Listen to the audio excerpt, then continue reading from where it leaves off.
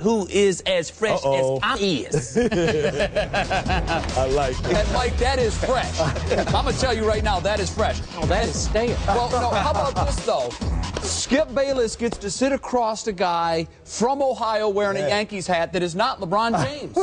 He's Bow Wow. Yeah. It's good to have you in. Man, thanks for having me. Oh, absolutely. Bow Wow, of course, you know him from Like Mike. He also has a new CD about to come out, also a new movie. New Jack City, too. Yeah. Just Monday, very good. Wow. Skip. Just Monday, performed for Barack Obama's daughters in D.C., so it's good to have you in. Thanks. You get to team up with Rob Parker, who I might say is looking as presidential as I've ever This is seen. my Barack special. This How's is that? subtle for Rob Parker. So I got to ask Bow. Okay, so you played an NBA superstar like Mike. You attempted to purchase a piece of the Atlanta Hawks. You got a new clothing line with Stephon Marbury. Right. You got another new basketball movie coming out in which you're starring called Hurricane Season in the spring. And all I want to know, as a huge fan of Entourage, is Turtle as cool on camera as off camera? You know, like is he really that guy? Yeah, he's really that dude. Yeah. Real cool guy. Same guy you see on the show. Maybe I want him in my entourage. You met Turtle, didn't you, when we were in New York? I was on vacation. Oh, you were that week, huh? I'm sorry about Killed that. me. I bet it did. All right, let's dive into our 10 topics here. And we're going to start with a Super Bowl-related topic.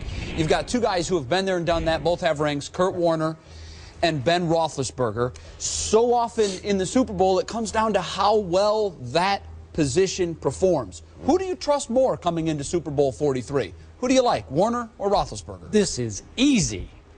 Give me Big Bad Ben. Because Big Bad Ben is going to make the play to win the game, as in Super Bowl. Give me Ben on 3rd and 8. Give me Ben on 4th and 2. Give me Ben when it's time to win a game, as he did time and time again during the regular season when they virtually had no running game from game to game. They played, to me, the most brutal schedule in the NFL. And I was good with Peyton being the MVP, but to me, Ben Roethlisberger was a very close second. Now, both of them will turn it over here and there. But in this case, Kurt Warner on this stage against that defense will be a slot machine. He will get sacked, you'll pull his handle, and the ball will pop out. That's what I'm saying. That's the old Kurt, isn't it? Okay. What do you guys say? Bow Wow? For me, I think I'm going to go with Kurt.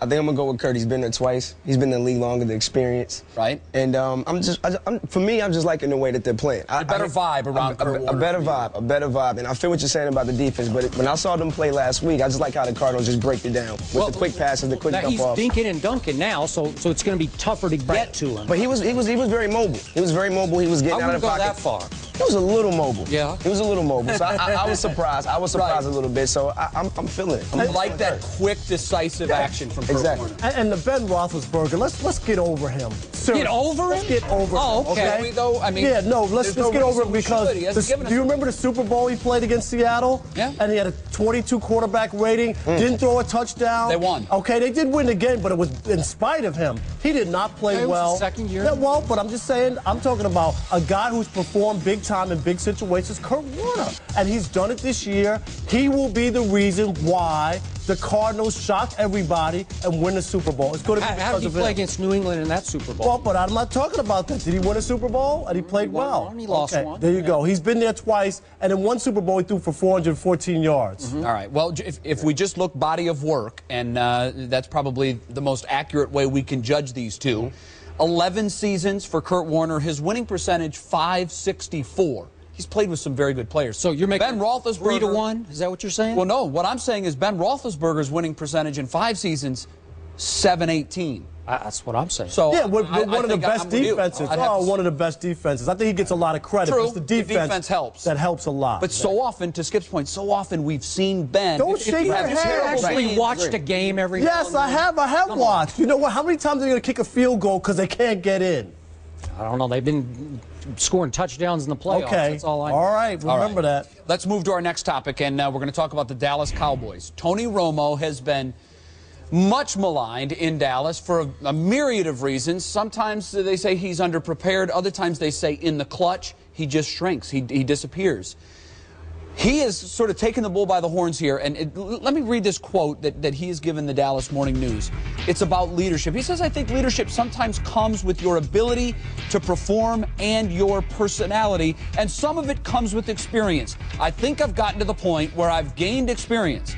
I'm definitely going to take a more active approach with that as we move forward from last year to this season. So he's stepping up and perhaps admitting that he's been deficient in that department, and he's going to correct and adjust moving forward. Will Tony Romo ever be able to lead the Dallas Cowboys? Blah, blah, blah. I agree. That was nothing but Tony Romo's PR response to the Dallas Morning News in response to Troy Aikman's rip job of a day ago, which was necessary, needed to be said publicly, and I'm going to say it again. I am still not sold on Tony Romo as the long-term answer at quarterback for the Dallas Cowboys, if in fact they actually want to win a championship as everybody said they were going to win. I'm not sold on his driven off-season commitment. He still plays a lot of golf. He tries to qualify every year for the U.S. Open. He hasn't even won a playoff game yet. He's still seen too much seeing be seen with Jessica. And to your point, Jay, every December he crumbles. He is a mistake maker when it really counts. And the only way I'll defend him is, as long as he's stuck with Terrell Owens on that offense, I feel sorry for him, because I think he's got no shot, because the offense is so... The focal point is always Terrell Owens, to the point that I don't know how he makes any decisions in December to start with. Mm-hmm. I totally agree. I totally agree. Just like you said, I mean, even when he missed the snap, that's when I realized, I said, okay, he has a lot to prove. And now he's saying that he's ready to be a better leader, but you have to understand, when you're a quarterback and you're coming into the NFL, that's your job. Right. It's to be the leader. You know what I'm saying? So that's my whole take. And by the way, you grew up a Dallas Cowboy. I grew Cowboy up a Cowboy fan. I have a star tattooed on me. I love the Cowboys. I love the Cowboys. So, and like I said, he has to just earn that trust with his teammates. But doesn't that come from, you know, it's one thing to talk about being a team leader.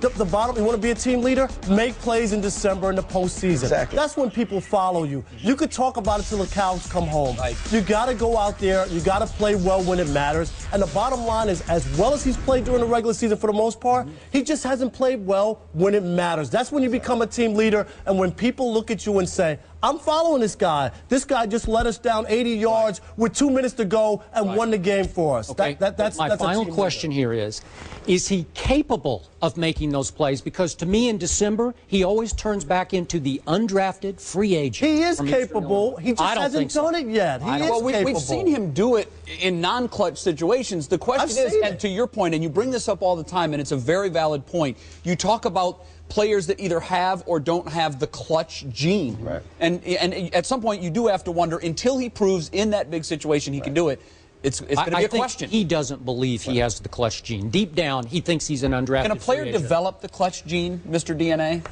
I say no. All right, you're either born with it or not. Or you don't. I have it. You have he doesn't. Especially after that Eagle game. Especially after the Eagle game. Yeah, right. Oh my God. See, See, Joe we forgot Montana, about that. by the way, for those. Joe Montana's the best. Yeah, we'll see Joe Montana. That does it for First Down. Coming up in Second Down, the Orlando Magic are tied with the Lakers right now for the best record in the NBA. A big game against the Celtics. We're going to talk about the Magic in Second Down. Also, we'd love to get your take here on ESPN First Take. To do that, email us ESPNFirstTake@ESPN.com. We'll share some of your thoughts throughout the show. Right now, let's go over to Mike Hill on the other end.